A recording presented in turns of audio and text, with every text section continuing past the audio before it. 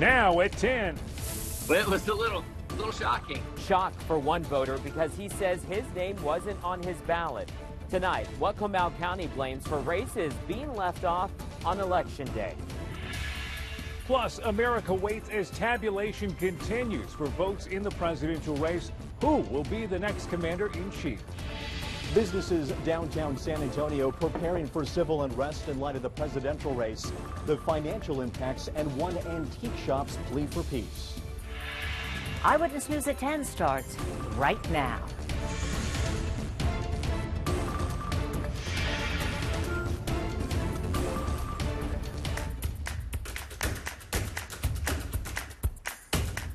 Thanks for joining us. I'm Deborah Knapp. And I'm Aaron Wright. First at 10, the wait continues as the race for the White House is still too close to call. Votes are still being counted in key battleground states. Meanwhile, the Trump administration is preparing for legal action as his path to victory has narrowed. Joe Biden is projected to win 2 more battleground states. Natalie Brand has the latest on night 2 of the presidential election. Joe Biden picked up 2 key battleground states Wednesday as CBS News projects him the winner of Michigan and the presumptive winner in Wisconsin. That puts the former vice president within striking distance of the 270 electoral votes needed to win the presidency. I'm not here to declare that we've won, but I am here to report when the count is finished, we believe we will be the winners. According to CBS News, Biden currently leads President Trump by 40 electoral votes, with North Carolina, Pennsylvania, and Georgia still considered toss-ups. Arizona and Nevada are leaning Democratic. President Trump falsely claimed victory overnight and is now mounting legal challenges. His campaign is demanding a recount in Wisconsin and suing to stop the vote count in Georgia, Pennsylvania, and Michigan.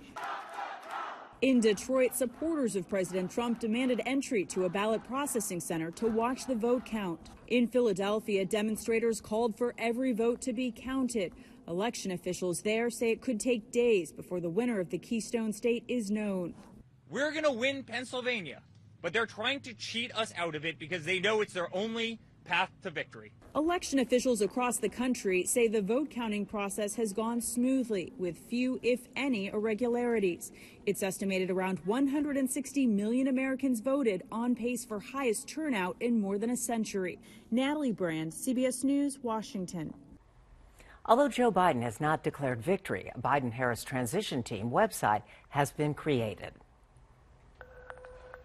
As we wait for results in this heated presidential race, businesses in San Antonio and across the nation are preparing for potential unrest. Tonight, Eyewitness News reporter Zach Briggs caught up with one business to learn about the precautions they're taking one night after Election Day. I've never seen this country so divided. Lovelia Dooley's worked at the Alamo Antique Mall for 2 decades, and it's not very often they've had to board up. We're just waiting to see what happens. In fear of civil unrest. And it's a lot of work whenever they break a window.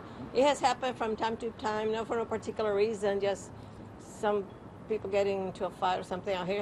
It hadn't happened in a long time. The contentious presidential race has prompted businesses throughout San Antonio to prepare for the worst. It's a heated political climate which Dooley knows has caused people from both sides of the aisle to act out. But when you see the news and you see this in other parts of the country or cities or whatever, and what they're capable of doing, it gets scary. Despite the boarded up windows, she believes the financial impacts to business will be minimal. That's why we had an artist paint the boards, got to make it excited. And we tell our customers know that we're open, and a lot of people call and find out if we're open. And as an entire nation waits for the final election results, Dooley and her neighbors are hoping commerce stays afloat, whatever happens in the end. Hopefully everything works out well for us and everybody else and the businesses in our country, really. So let's be all peaceful and go forward. Zach joins us live from downtown San Antonio. Zach, did she tell you how long they plan to stay boarded up? Well, Dooley says even after a winner is declared in the presidential race, the plan is to stay boarded up for at least a few weeks. And of course, we'll be staying up to date and see what happens in these coming days. Reporting live downtown tonight, Zach Briggs, KENS 5 Eyewitness News. Now at 10, the political uncertainty is spilling over onto social media. State and local leaders are speaking their minds about the tight presidential race. Sharon Coe joins us now with their reaction. Sharon? Deborah, the post-election responses from them, all a mixed bag. Here's a few. The first one here from former San Antonio Mayor and HUD Secretary Julian Castro. Earlier, he tweeted that the results weren't entirely what he wanted or expected, and goes on with a confident prediction saying, quote, "But it shouldn't be lost that we're about to unseat an incumbent president who has wreaked havoc on our nation." Now over to Governor Greg Abbott. He criticized the people who survey voters. Abbott said, quote, "The biggest losers in this election are the pollsters. Every election, they get it wrong. They should never be believed again." Just as they did in 2016, we saw it again this election cycle, where pollsters have underestimated the amount of President Trump supporters. Aaron and Deborah? Sharon, thank you. New at 10, races missing from the ballot. Comal County is blaming a technical issue. The county tells us some local races were left off ballots on Election Day. School board incumbent says his own race was missing from their ballots. It came to the end where it said, cast your ballot now. So I was looking around and I was kind of perplexed. So I hit cast now, and then I was waiting for another screen to pop up saying, hey, there's one more school board election or something like that. Well, nothing popped up and it said you're done. Sargent says he called over a poll worker for help. They said they would look into the issue. It just begs the question of how many votes really didn't get counted. I don't know. Sargent ended up losing the race. It hurt a little bit, but I didn't take it personally. On Wednesday evening, Comal County released this statement saying, quote, "Technical issue leaves some races off the ballot on Election Day." The county says its poll pads went down on election morning. The pads are used to check in voters. County officials say when the poll pads were restarted, not all ballot styles were appropriately reloaded for voters, meaning some of the races were missing. The county says it received reports of 2 races not being included on the ballot. The NB ISD School Board District 4 race, where Sargent was running, was left off of some ballots, and so was a proposition involving Lake Dunlap. I'm waiting for the county to hopefully step up and say there's a problem or what they're going to do to fix it, or to make us all feel warm and fuzzy that every vote got counted. Henry joins us live from the Comal County Election Office. Henry, do we know how many ballots had missing races? It's not really clear, Aaron and Deborah, how many ballots were affected here. Comal County officials, though, they say that this issue only impacted voters on Election Day, not those who voted early or sent in mail-in ballots. Now I want to get you to a statement from the Comal County clerk. Quote, "If this had been brought to our attention before the vote was submitted, we could have canceled out the vote and reviewed the problem.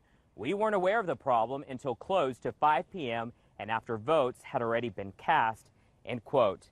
As for that race involving Sargent, well, he lost by only 251 votes. We're live tonight in New Braunfels. Henry Ramos, KENS 5 Eyewitness News. Henry, thank you. For more on election results, including local, state, and national races, visit KENS5.com or the KENS 5 app. An investigation is underway on the city's southeast side after human remains were found behind a nursing home. Authorities say bones were found in the woods behind the Rio Admission Trails on South New Braunfels. They say a person was visiting a family member when they noticed the remains. SAPD says it appears the remains have been there for a while. Coronavirus trends continue rising here in Bexar County, and officials say it is not the time to let your guard down. There are 185 new cases right now and 5 new deaths. And for another consecutive night, hospitalizations are rising. Tonight there are 255. That's up 15 from yesterday. Across Texas, El Paso is reporting its largest coronavirus spike since the pandemic began, with 3,100 new cases. A growing number of people there are being hospitalized. Tonight, Anastasia Bolton talks to 2 Texans who are both sick, but have different reasons for avoiding the hospital.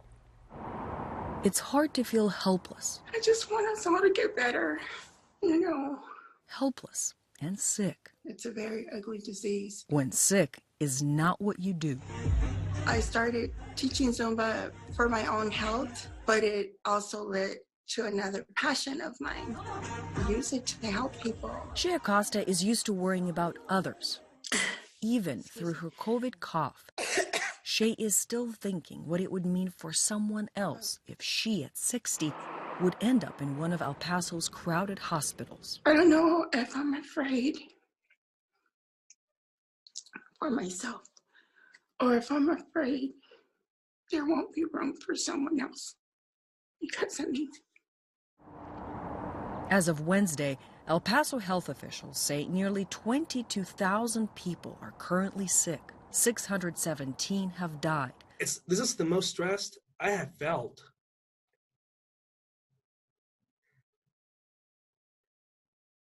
In my 20-plus career of working. Dr. Max Peralta is a family physician in El Paso. It is a nightmare. I mean, because right now we're just trying to keep people out of hospitals as much as possible. The hospitals are full. 3 weeks ago, he was diagnosed with COVID, but he hasn't stopped seeing patients remotely. If I didn't work, it would just be having to shift all that patient care responsibility to a colleague. And everybody here right now is actually pretty overwhelmed. And so I didn't want to have to do that. As we talked, his phone got an emergency alert. COVID spread high. Stay home except for essential services. Protect yourself and loved ones. So again, those are the messages we're getting right now. Messages the health officials are hoping will be heard, empowering El Pasoans to make the right call for their families and the community. It's been very surreal. I never thought in my lifetime I'd actually have to deal with something like this. I'm Anastasia Bolton. As hospitalizations continue rising there, University Hospital is taking in some patients. Last week, the El Paso County judge ordered all non-essential businesses to shut down to slow the coronavirus spread. Attorney General Ken Paxton said the move violated the governor's executive order and filed a temporary injunction to stop the lockdown. Hurricane Ada bringing catastrophic flooding to Central America. Now the Gulf Coast is going to have to worry about this storm. Plus, we've got a surprise. We're going to have some real fun with Joe Reinagle tonight. Stick around. Aaron? Looking forward to that.